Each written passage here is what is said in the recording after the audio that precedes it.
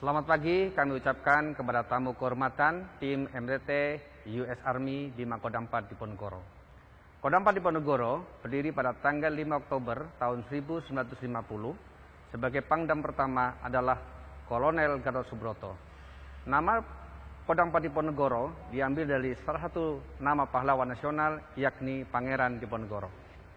Good morning, ladies and gentlemen, and welcome to the headquarters of Military Area Command for Diponegoro. Military Area Command for Diponegoro was established on October 5, 1950, with Colonel Gatot Subroto as the first commander. And the name of Military Area Command for Diponegoro was taken from the name of Indonesian hero, Prince Diponegoro. Kodam 4 Diponegoro memiliki sentansi Sirnaning Yakso Katon Gapuraning Ratu yang memiliki makna untuk mencapai kebahagiaan kita harus menghilangkan segala halang perintang kemajuan bangsa dan negara. And here we have a slogan. It is Sirnaning Yakso Katon Gapuraning Ratu. It means that happiness can be achieved if we can remove all the barriers. Sambil menunggu ke tempat acara, kita akan melewati koridor kanan kiri yang di dalamnya ada foto kegiatan satuan. Akan kita jelaskan sekilas tentang kegiatan satuan yang ada di sini. So ladies and gentlemen, before we are heading to the meeting room, I will give a short explanation about the photos and the painting in this hall. Please.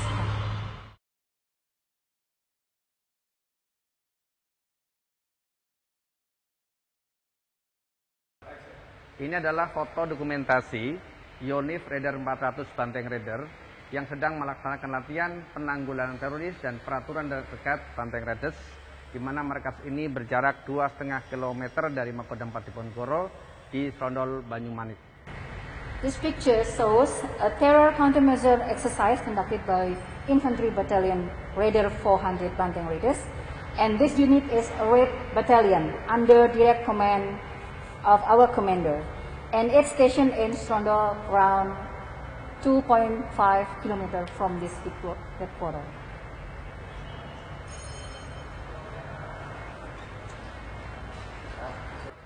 Yang berikutnya adalah foto dokumentasi Batalion Artileri Medan 105 Nagapaksa yang sedang melaksanakan latihan menembak meriam 105. This picture is about cannon firing exercise conducted by Field Artillery Battalion 105 Nagapaksa, and its headquarters is in Magelang, not far from Military Academy.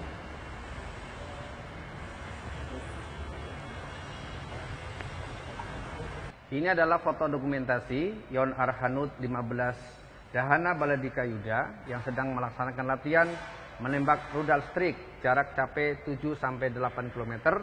Baton Arhanud ini bermarkas di Jatengaleh 5 km dari Makodam 4 Diponegoro. This picture shows an exercise conducted by Air Defense Artillery Battalion 15 Dahana Baladika Yuda, which is stationed in Jatengaleh, around 5 km from this headquarters. And this battalion is equipped with cannon S60 mm caliber.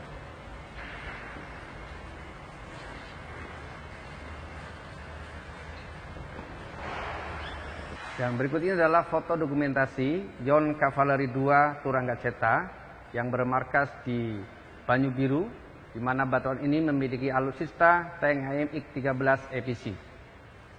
So it's an exercise performed by Cavalry Battalion 2 Turangga Ceta, and their home base is in Ambarawa.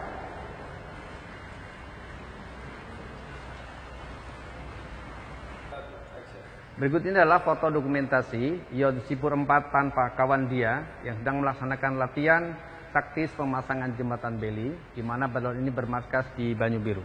It's bridge beli building exercise conducted by Combat Engineer Battalion 2-4 tanpa kawan dia, and their home base is in Banyu Biru.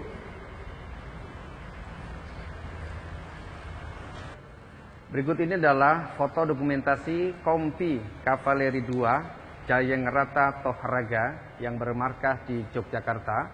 Tugas daripada Kompi ini adalah sebagai tim pengaman tamu VVIP dan VIP dengan senjata utamanya atau alat perlengkapan adalah Panzer Tarantula. Next picture is about an exercise conducted by Cavalry Company 2 Jayang Rata Tohraga. This unit is equipped with Panzer, and their main task is to carry surveillance ops, vital object, and VVIP security. This company is stationed in Sleman, Yogyakarta.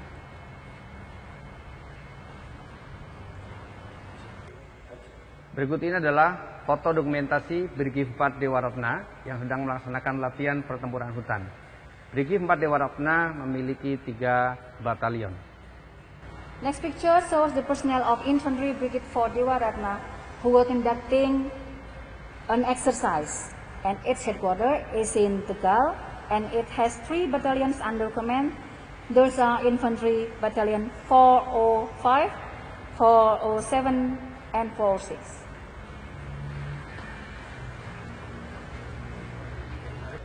Ini adalah foto dokumentasi Yonif 405 Surya Kusuma yang bermarkas di Wangon, Cilacap, Jawa Tengah, yang sedang melaksanakan latihan pengamanan rute perbekalan utama. Personnel of Infantry Battalion 405 Surya Kusuma were conducting an exercise to secure main supplies route, and its station is in Wangon, Cilacap. Berikut ini adalah foto dokumentasi Yonif 406 Chandra Kusuma yang bermarkas di Purbalingga, Jawa Tengah. Tahun ini adalah gambar dokumentasi sedang melaksanakan latihan tugas operasi pengamanan perbatasan Republik Indonesia dan Papua Nugini di Papua. Personnel of Infantry Battalion 406 Chandra Kusuma conducted security ops in the border of Indonesia and Papua New Guinea. This battalion is stationed in Purbalingga.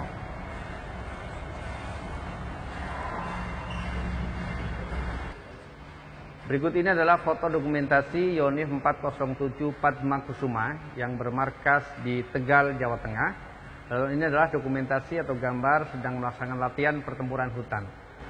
It's the Battle Forest exercise carried out by Infantry Battalion 407 Padma Kusuma, and its headquarters is in Ujung Lusi, Tegal. Berikut ini adalah foto dokumentasi Yonif Raider 408 Subrasta yang sedang melaksanakan latihan uji terampil perorangan. Markas batalion ini berada di Sragen, Jawa Tengah. Here the personnel of Infantry Battalion Raider 406 or 408 SPH were conducting individual competence training, and their home base is in Sragen.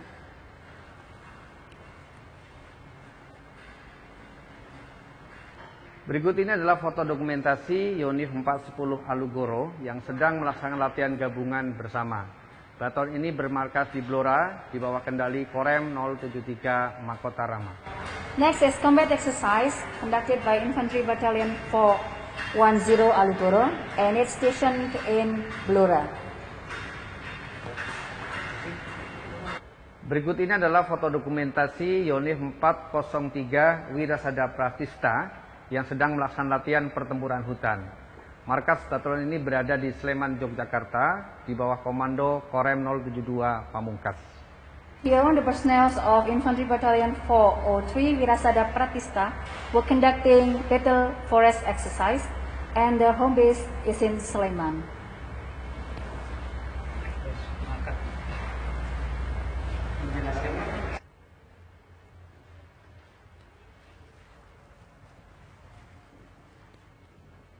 Berikut ini adalah maket dislokasi Makodam 4 Diponegoro, di mana sekarang ini kita berada di sini. So here we have a model of military area command area. So this is the headquarters where we stand now, and we have also mosque, health facilities, and sport facilities.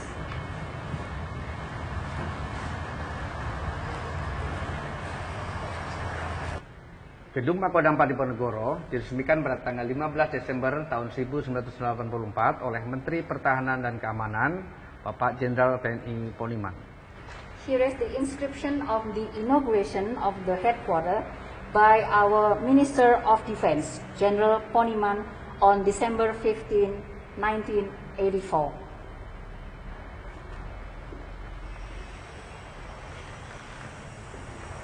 Berikut ini adalah lukisan yang menggambarkan perjuangan Pangeran Diponegoro dalam mengusir penjajah Belanda di Yogyakarta. Perang Diponegoro ini disebut juga dengan Perang Jawa yang terjadi pada tahun 1825 sampai 1830. Penyebab utama perang ini adalah ketika Belanda mau membuat jalan dari Yogyakarta sampai ke Magelang melewati batas tanah patok milik Pangeran Diponegoro yang di dalamnya ada makam leluhur Pangeran Diponegoro, sehingga menyebabkan kemarahan Pangeran Diponegoro dan rakyatnya sehingga terjadilah perang yang begitu hebat. This painting tells a heroic story of Prince Diponegoro. He led his people to fight the Dutch colonialism because they interfere in the royal business and they disrespected the royal cemetery. It was known as Javanese War, and it lasted from 1825 till 1830.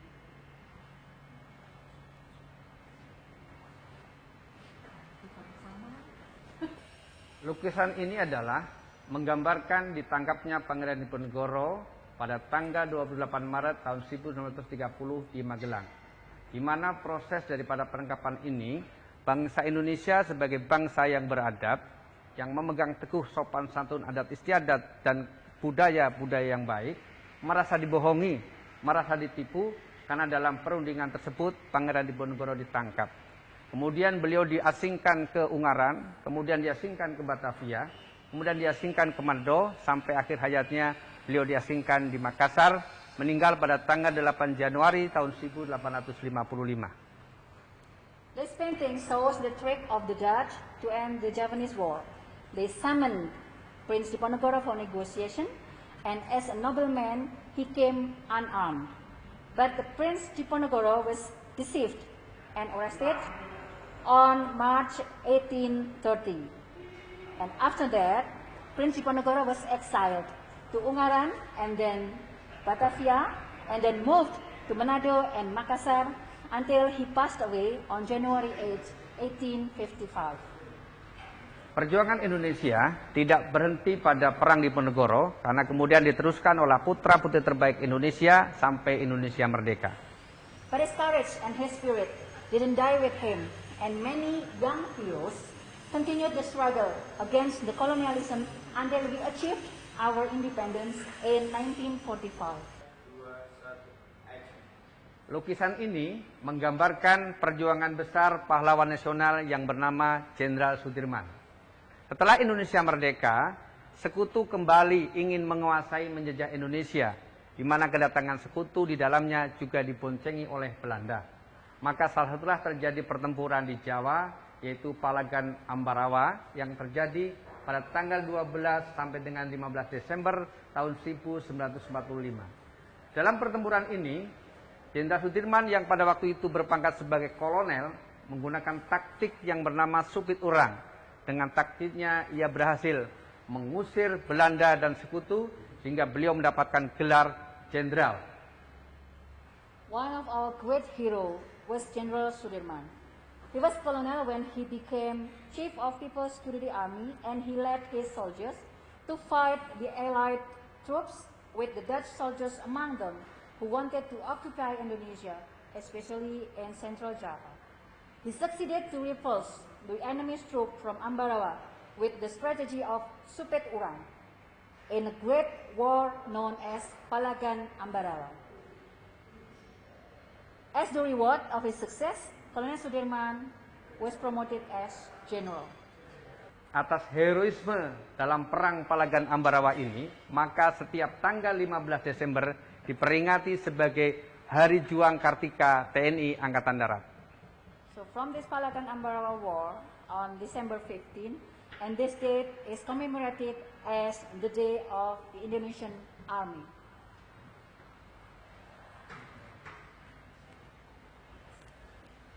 Sebagai upaya Belanda ingin menguasai kembali Indonesia, Belanda melakukan 2 kali agresi militer.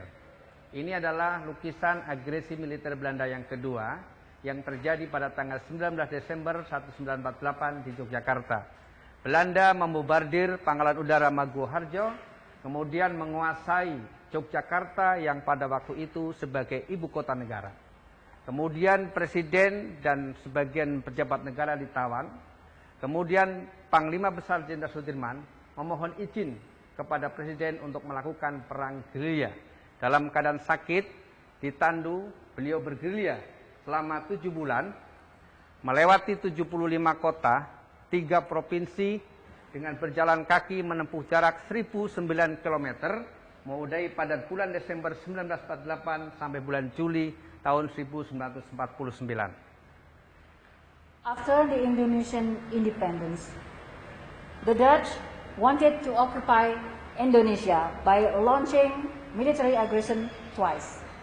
And responding to those attacks, General Sudirman decided to fight with guerrilla strategy. And ignoring his severe illness, he led his soldiers fighting the enemies for 7 months, from December 1948 to July 1949. And during this guerrilla, his condition worsened and he had to be carried in a stretcher.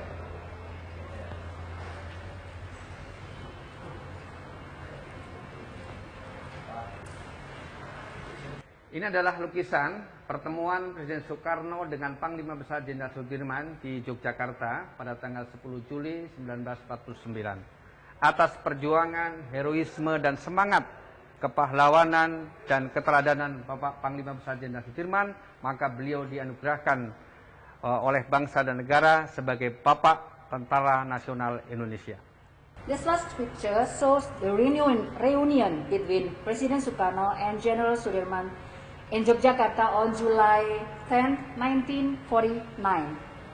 And for his bravery and his great devotion for his nation, General Sudirman was named as the father of the Indonesian Armed Forces.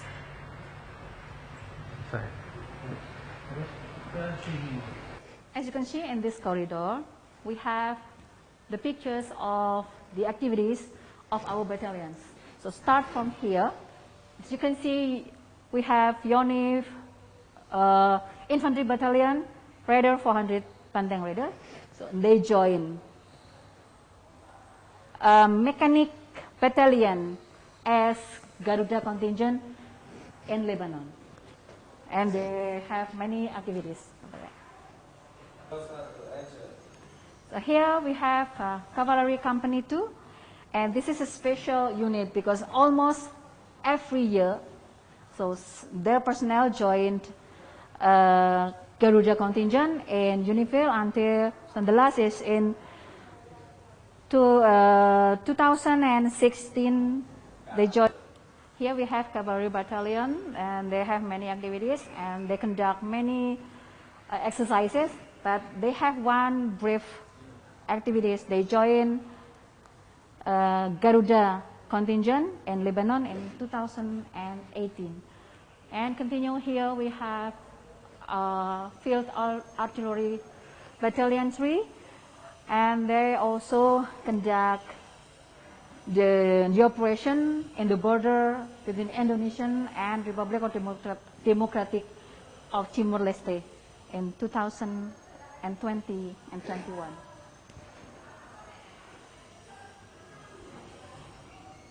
So we have here Cavalry Company 2.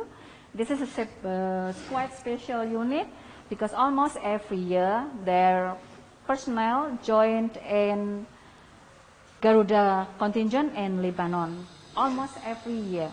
And the last is in 2016. And here we have Infantry Battalion 405, and in 2017 they conduct operation in the border of Indonesia and Papua New Guinea.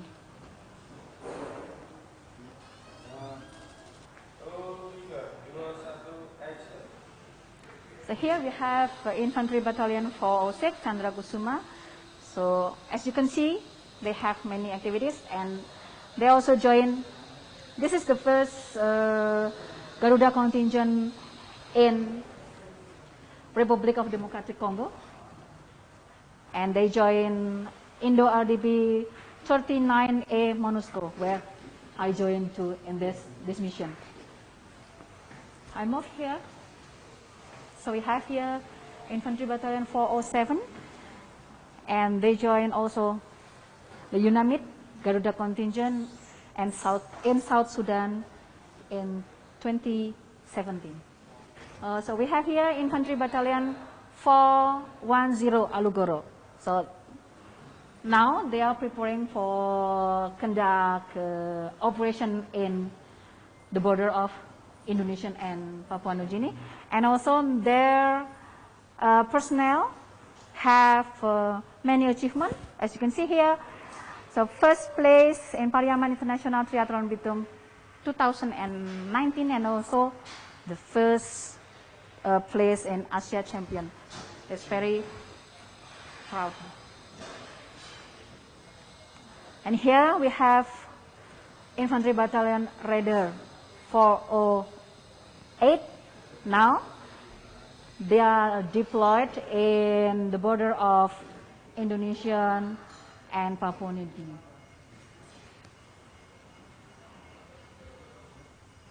So we have here Infantry Battalion Mechanic 403 Wirasada Pratista, and now they are in the border of Papua New Guinea and Indonesia. And we have here the Engineering Battalion Tanpa Kawan Dia, and they are also joined in UN mission in Engineering Company MONUSCO Garuda contingent in 2011. So our last picture is the Air Defense Artillery, and they also have amazing achievement, and also now some personnel, their personnel join the Indo-RDP 39C MONUSCO in Republic of Democratic Congo, Africa. I think that's all, and I hope you enjoy our your new knowledge about our battalions. Okay, thanks. You're welcome.